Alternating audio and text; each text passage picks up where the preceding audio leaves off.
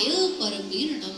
ये 18 पुराण कहते हैं कि परोपकार से बढ़कर कोई पुण्य नहीं है, और पर पीड़ा से, किसी को पीड़ा देना, इससे बड़ा कोई पाप नहीं हो सकता। और आप देखिए समाज में दोनों ही बातें हो रही हैं। एक तो हम दूसरों को पीड़ा दे रहे हैं, हम दूसरों को दुख दे रहे हैं। हो रहा है कि नहीं हो रहा है ऐसा समाज में? आज परिवार बिखर रहे हैं, समाज टूट रहा है, युद्ध हो रहे हैं। आज युद्ध क्या है? हम पीड़ा ही तो दे रहे हैं। एक मनुष्य दूसरे को पीड़ा दे रहा है, दुख दे रहा है, इससे बड़ा पाप नहीं है।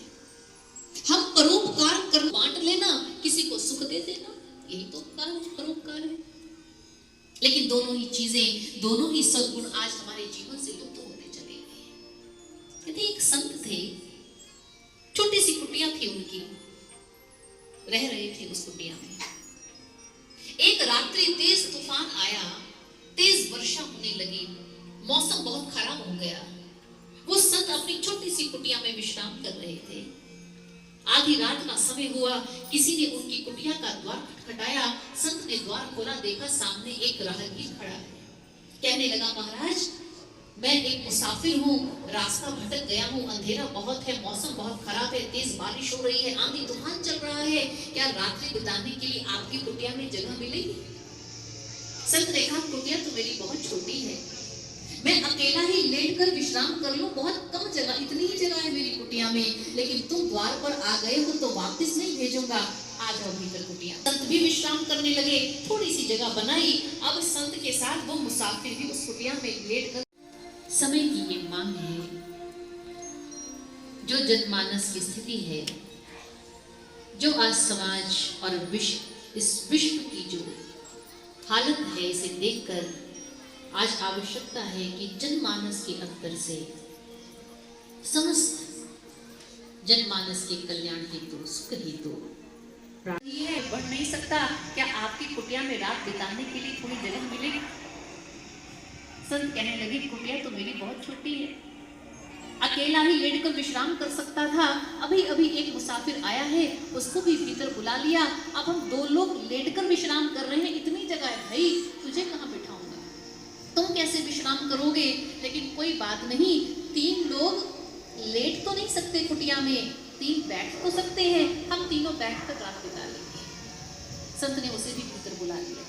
अब तीनों बैठ करके भजन करने लगे, सत्संग होने लगा, रात बीतने लगी।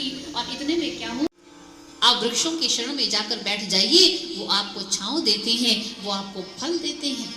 आप किसी सरिता के पास चली जाइए, किसी नदी के पास चले जाएं, वो आपको अपना जल देकर आपकी प्यास बुझा देती है। तरुवर फल नहीं खात है, सरोवर पिय न पान, कहे रहीम पर काज हित, संपत्ति संचही सुजान।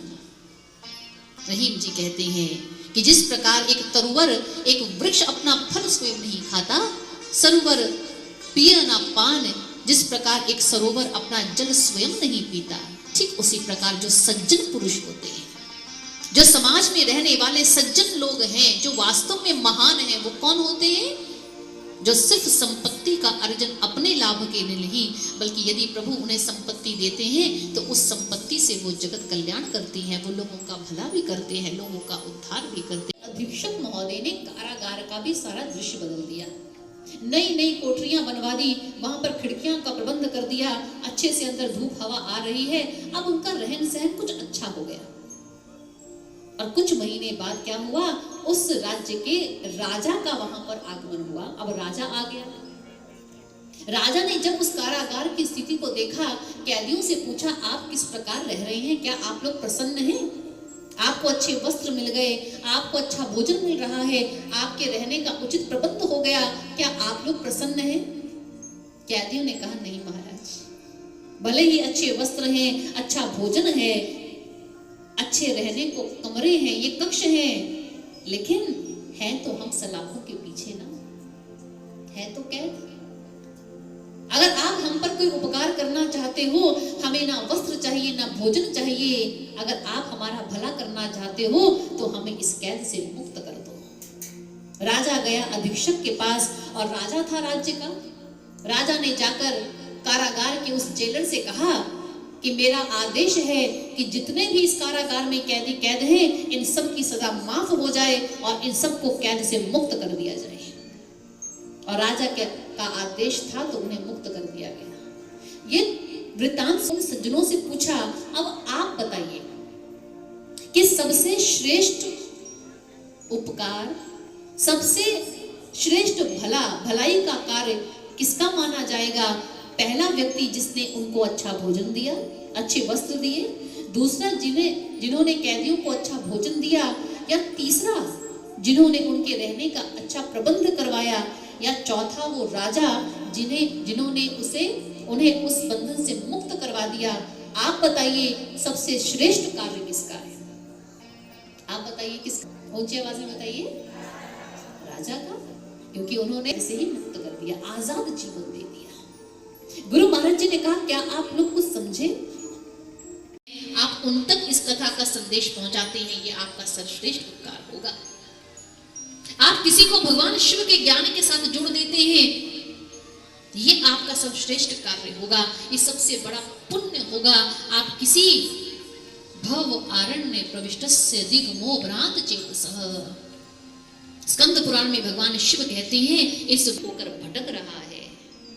सज्जनों, अगर आप इस भव अरण्य रूपी भटकते हुए इस संसार में किसी भटकती आत्मा को आप उसे भगवान शिव का संदेश दे देते हैं, आप उनकी भक्ति का संदेश पहुंचाते हैं, आप उन तक ज्ञान का संदेश पहुंचाते हैं, इससे बड़ा उपकार और पुण्य है किसी जीवात्मा को ज्ञान का मार्ग दिखाना।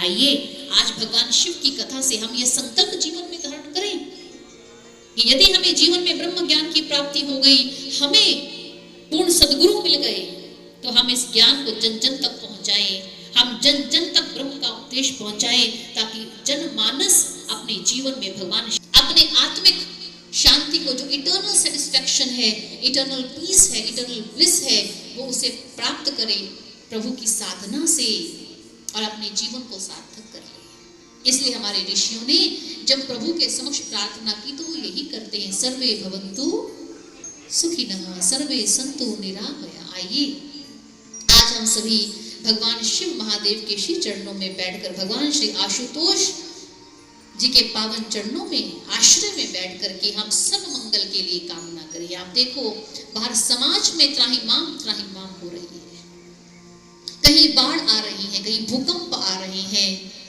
कहीं युद्ध हो रहे हैं, जनमानस लहूलुहान हो रहा है। आइए हम सभी भगवान शिव के श्री चरणों में बैठकर सब मंगल की कामना करें। हम सभी के मंगल के लिए प्रभु के श्री चरणों में प्रार्थना करें कि हे प्रभु सभी सुखी हो, सर्वे भवन्तु सुखिनः सर्वे सन्तु निरामया सर्वे भद्राणि पश्यन्तु मां कश्चित् दुःखभाग् भवेत्। हे प्रभु सभी निरोगी हो, सभी सुखी हो, सभी में हम भद्रता देखें, सभी में हम अच्छा श्रेष्ठ प्राप्त करें, ऐसा भाव हमारे भीतर भर दीजिए। और संत समाज के मुखारबिंद आइए संगीत के माध्यम से, इस भजन के माध्यम से इस प्रार्थना को हम श्रवण करते हैं। और आप सभी बैठ करके अपने अंतर मन में इस भाव, इस प्रार्थना के साथ भगवान भोलेनाथ के श्री चरणों में आइए सभी मिलकर के अर्चना करते हैं, प्रार्थना करते हैं, सर्व मंगल के भाव को लेकर के अपने जीवन में मंगल को प्राप्त कर ले, कल्याण मार्ग को प्राप्त कर ले, ऐसा भाव। आइए सर, आज का जो प्रोग्राम है उसके बारे में आपने थोड़ा विस्तार से हर हर महादेव दिव्य ज्योति जागृति संस्थान, जिसके संचालक एवं संस्थापक दिव्य गुरु सर्व श्री आशुतोष महाराज जी, उनकी असीम कृपा से आज 5 दिवसीय श्री शिव कथा का आयोजन किया गया है, जिसमें गुरुदेव सर्व श्री आशुतोष महाराज जी की परम शिष्या कथा व्यास साध्वी रूपेश्वरी भारती जी शिव कथा करने के लिए पधारे हैं।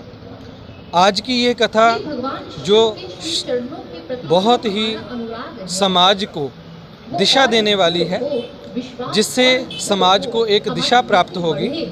समाज का आज मानसिक स्तर बहुत नीचे गिर रहा है। इन चीज़ों को ध्यान में रखते हुए दिव्य ज्योति जागृति संस्थान की ओर से समय समय पर श्रीमद् भागवत कथा, देवी भागवत कथा, श्री राम कथा, श्री कृष्ण कथा और आज जैसे शिव कथा का आयोजन किया गया है। इस कार्यक्रम का ये मकसद है कि जनमानस में एक जागृति आए, जनमानस प्रभु के साथ जुड़े और प्रत्येक मानव के हृदय में ज्ञान की ज्योति, ब्रह्म ज्ञान की ज्योति जो है वो प्रज्वलित की जाए, जिसके द्वारा एक सुंदर समाज की सृजना हो, जिसके द्वारा विश्व शांति की स्थापना हो। सर, आज का नौजवान दिव्य ज्योति जागृति संस्थान की ओर से गुरुदेव सर्वश्री आशुतोष महाराज जी की असीम कृपा से नशा उन्मूलन कार्यक्रम बोहद के अंतर्गत आज बहुत से नौजवानों को गुरु महाराज जी की असीम कृपा से नशा मुक्त किया गया है, जिसके द्वारा एक